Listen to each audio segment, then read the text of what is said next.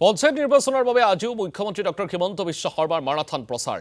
আজি বিশ্বনাথ, শোণিতপুৰ আৰু নগাঁৱত প্ৰচাৰ অভিযান মুখ্যমন্ত্ৰীৰ। বিশ্বনাথত প্ৰথমখন নিৰ্বাচনী সভাত অংশগ্ৰহণ কৰি কংগ্ৰেছৰ বিৰুদ্ধে আক্ৰমণাত্মক ডক্টৰ হিমন্ত বিশ্ব শৰ্মা।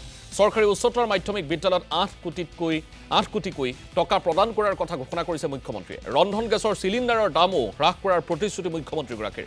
চাহ বাগিচাৰ লাইনৰ মাটিৰ মালিকী স্বত্ব শ্ৰমিকসকলক দিয়াৰ চিন্তা চৰ্চা চলোৱাৰ কথাও ভাষণত উল্লেখ কৰিছে মুখ্যমন্ত্ৰীগৰাকীয়ে। ইয়াৰ পিছতে তেজপুৰ আৰু নগাঁৱতো দুখনকৈ প্ৰচাৰ সভাত অংশ লয় মুখ্যমন্ত্ৰীগৰাকীয়ে।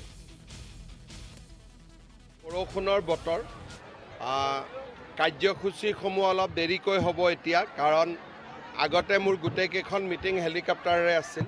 এতিয়া গাড়ী দি মিটিংখিনি কৰিব লাগিব। তেজপুৰ আৰু নগাঁৱত মিটিং আছে, হয়তো ১-১.৫ ঘণ্টাকৈ দেৰিও হ'ব।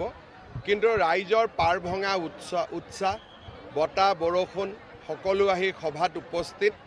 মই নিশ্চিত যে বিশ্বনাথ জিলাত আমি ভাল বুলি ক'লে ভুল হ'ব, সৰ্বশ্ৰেষ্ঠ ৰিজাল্ট আমি দিব পাৰিম। নদুৱাৰত আমি বিনা প্ৰতিদ্বন্দ্বিতাৰে জিকিছোঁ, বিশ্বনাথত জিকা নাই। ইলেকশ্যনৰ পিছততো কংগ্ৰেছে নিজেই ক'ব পাৰিব ক'ত ভয় ভাবুকি দিছে। সমৰ্থনতো থাকিব লাগিব। য'ত ইলেকশ্যন আছে তাতো জোৰ কৰি কেণ্ডিডেটকেইটা মাত্ৰ থিয় কৰাই থৈছে। কোনো কেণ্ডিডেটক একো সহায় কৰা নাই। কংগ্ৰেছৰ কেণ্ডিডেটখিনি কংগ্ৰেছ পাৰ্টীয়ে পোষ্টাৰ এখনো দিয়া নাই বনাই পেলাই। মোৰতো দুখ লাগে ইহঁতলৈকে, একো দিয়া নাই। আমি কংগ্ৰেছত থাকোঁতে এনেকুৱা অৱস্থা নাছিলে। উল্টাই টকা লৈছেহে টিকট দিবৰ কাৰণে। আৰু পৃথিৱীতো ইমান বুৰ্বক মানুহ আছে, কংগ্ৰেছৰ টিকেটৰ কাৰণে পইচা দিয়ে নে? আপুনি প্ৰথম মুখ্যমন্ত্ৰী হিচাপে নৃত্য নাটিকাৰ কথা ক'লে, নাটক মই কৈছোঁ যে আমাৰ স্পীডটো কৈছোঁ।